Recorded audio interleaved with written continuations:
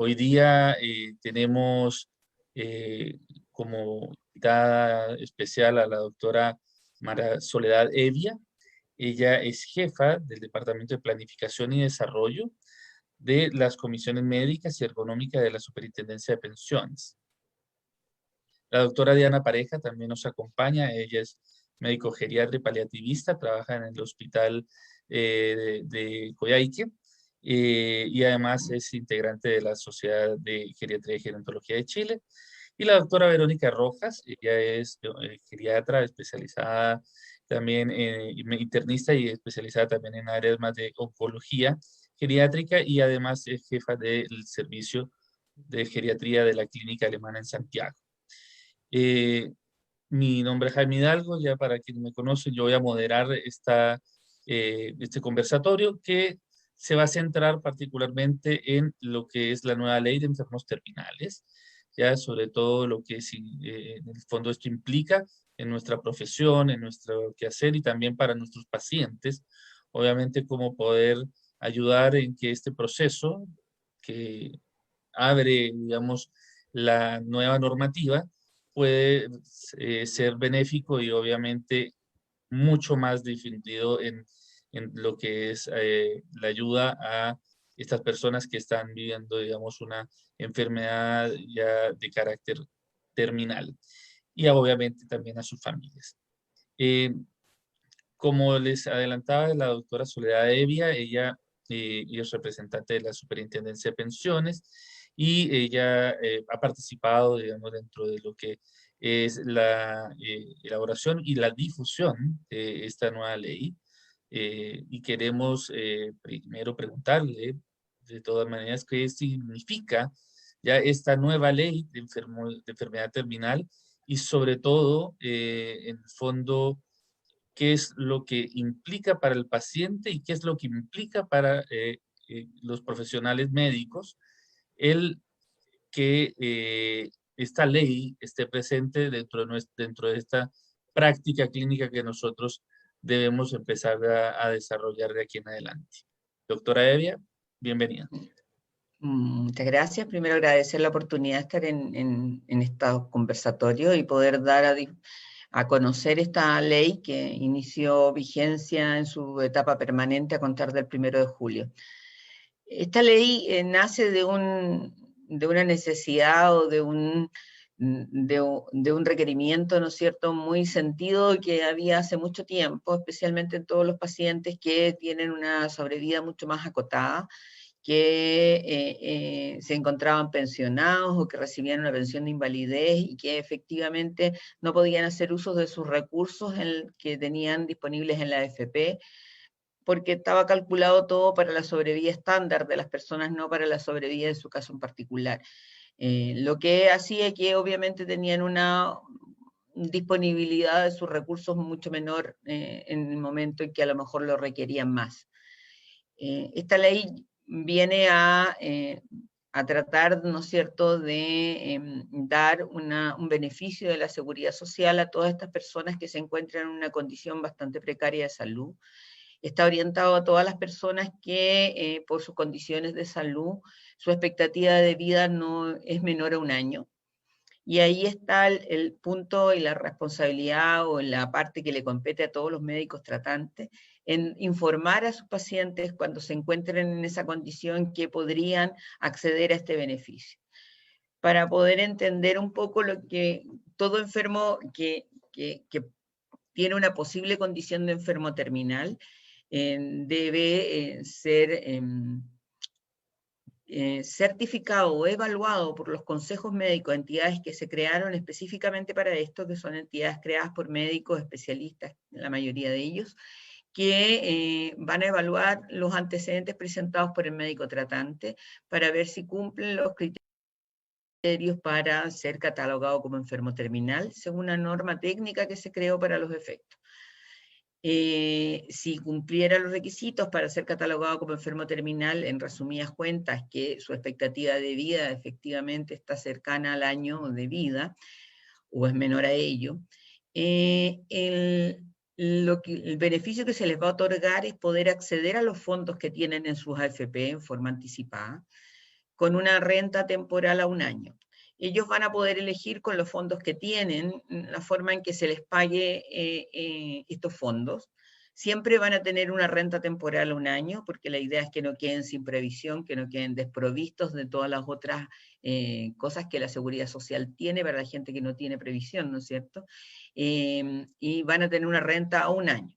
Si su monto o el monto de saldo que tienen es X, pongo un ejemplo, 40 millones, ellos pueden elegir repartir los 40 millones en 12 cuotas, como una renta temporal a 12 cuotas, o el mínimo, pueden hacer una opción, esa sería una opción. La otra opción es reducir a la mínima expresión su renta temporal. La mínima expresión que permite la ley es el monto de una pensión básica solidaria, que es un 170.000 pesos más o menos, y todo lo que quede, que en este caso, si estamos hablando de un ejemplo, 40 millones, la renta temporal va a gastar en un año 2 millones, un poquito menos. Eso implica que los 38 millones los puede recibir como excedente de libre disposición en el mismo momento. El plazo para entregar estos montos y empezar a pagar todo esto que tienen las AFP en general es de 4 días hábiles desde que son certificados por estos consejos. ¿De acuerdo? La idea es que hasta antes de esta ley, una persona que podría declararse, por ejemplo, si era menor de 65 años, estaba declarado inválido, y podían declarar inválido total porque estaba muy enfermo, tenía una enfermedad terminal. El cálculo de la pensión de invalidez se hacía a los 20 años, depende de la edad, de las expectativas de vida. Las tablas de mortalidad de los inválidos es un poquito menor a la de la población general, obviamente, pero no es la expectativa de vida que tiene un paciente terminal.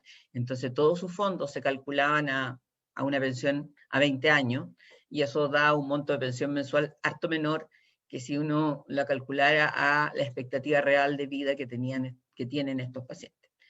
Ese es el beneficio, porque en realidad ellos van a poder acceder a mayores, a sus fondos, a lo que tengan en su cuenta de capitalización individual, de la manera que ellos determinen. Pueden hacer una combinatoria de lo que yo dije, o sea, o lo mínimo de expresión en renta temporal y todo lo retiran en excedente libre de disposición, o lo dejan todo como renta, dividido como renta temporal, o los intermedios. Pueden decir, no, yo quiero una renta, mi renta yo quiero que sea tanto, y el resto me lo pasan. Esas son alternativas que la misma persona puede decidir. Este es un beneficio a nuestro juicio muy bueno, especialmente para la gente que a lo mejor tiene un poquito menos recursos, porque hay muchos medicamentos que para la sintomatología, para la parte paliativa de los síntomas, ¿no es cierto? En el sistema público a veces no hay medicamentos, no están todos los medicamentos al acceso, y hay algunos medicamentos que pueden ser un poco más caros, o que tengan menos efecto adverso, que sean de mejor eficiencia, eficacia, que no están disponibles en el sistema público, pero que son caros de adquirir, y que a lo mejor haciendo uso de estos fondos podría esta persona adquirirlos y tener un mejor pasar en estos tiempos que van a ser el tiempo de final de vida que van a tener estas personas. Eso es en principio cómo nació el origen de la ley, por qué se creó y los beneficios que otorga. Y esto, por ejemplo, en caso de que una persona, por ejemplo, los pacientes con una demencia y que tengan un estado, digamos, avanzado, ya que obviamente el individuo, la persona, digamos, como tal, no tiene una capacidad de poder tomar decisiones, la familia puede efectivamente acceder a ese tipo también de medidas como parte, digamos, del beneficio de esta ley. Si algún familiar ya tiene un mandato amplio para acceder a tomar decisiones por la persona, sí. Si no hay nadie en la familia que tenga un mandato notarial amplio para hacer esas gestiones, no va a poder. Esto es algo que vamos a tener todo lo que es la parte médica, ¿no es cierto? Nos vamos a tener que ir haciendo educación con nuestros pacientes en el futuro para ir orientándolos. Cuando uno ve que que tiene un paciente que va a terminar en una condición o que tiene una posibilidad de terminar en esa condición en el futuro, ir orientando a los familiares para que aun cuando la persona tenga voluntad de hacer estos mandatos generales, dejar a alguien a cargo. En caso de las demencias se puede hacer una interdicción. Tengo entendido que las interdicciones en este minuto, que antes demoraban 2 años, ahora se demoran un poco menos, pero a no ser que tenga un mandato general notarial o sea el curador, en caso de una interdicción no va a poder hacer el trámite por el paciente si él está con alteración de conciencia o está con una demencia. Porque es muy difícil para las AFP, esto fue algo muy debatido dentro de la superintendencia, pero es algo muy difícil de debatir a quién se lo entregan. Son beneficios monetarios, es la plata de la persona enferma en realidad, que se va a tener que entregar a un tercero. ¿A qué tercero se lo entregan? ¿A la señora? ¿A la señora legal o a la señora que lo ha cuidado en los últimos años? Tiene 5 hijos, ¿cuál de los 5? Es súper complejo si es que no hay un documento que acredite quién tiene esa determinación. Por eso se llegó a esta conclusión. De acuerdo, de acuerdo. Ahora, el acceso a esta certificación que hay que hacer, ¿ya? Entiendo que hay una página, hay digamos, o hay un programa, digamos, que en el fondo no solamente al acceder nosotros, los médicos, podemos, digamos, registrar allá. Que se consideran para poder acceder a este beneficio, y son los criterios que tienen que utilizar los consejos médicos para evaluar. Ahora, cualquier médico del país que esté inscrito y que esté validado para trabajar en Chile y que esté registrado en la Superintendencia de Salud, en el registro de prestadores individuales, puede emitir un certificado, donde en una plataforma que se llama Certificados SET, certificado SET, solicitud de enfermo terminal, ¿ya? En esa plataforma van a poder ingresar con su carnet de identidad, solamente colocando su RUT y el número del registro de su carnet de identidad. La plataforma verifica que son médicos y les deja el acceso para poder emitir los certificados. En este momento que estamos partiendo con la ley, esa emisión la hace el médico tratante. ¿Qué se considera médico tratante en estos casos? Es el médico que lleva el control de este paciente en los últimos 3 meses y que conoce toda su historia clínica y que tiene acceso a datos de la historia clínica, porque el certificado le va a pedir algunos datos de los últimos exámenes, etcétera. Entonces tiene que tener acceso a los antecedentes clínicos del paciente y haberlo conocido por lo menos y estar en contacto con él en los últimos 3 meses, porque una de las preguntas que va en el certificado es cómo ha sido la evolución del paciente en los últimos 3 meses. Esa pregunta es súper importante, es muy relevante, porque aquí todos los médicos que son paliativistas y que se dedican a lo que es paliativo van a entender que el descenso, ¿no es cierto?, o la baja en la funcionalidad de los pacientes es una curva, que puede ser una curva muy plana o puede ser una curva que viene en picada. Entonces, esa inclinación de la curva en realidad es la que te va a dar un muy buen indicador de cuánto es la expectativa de vida que la persona tiene.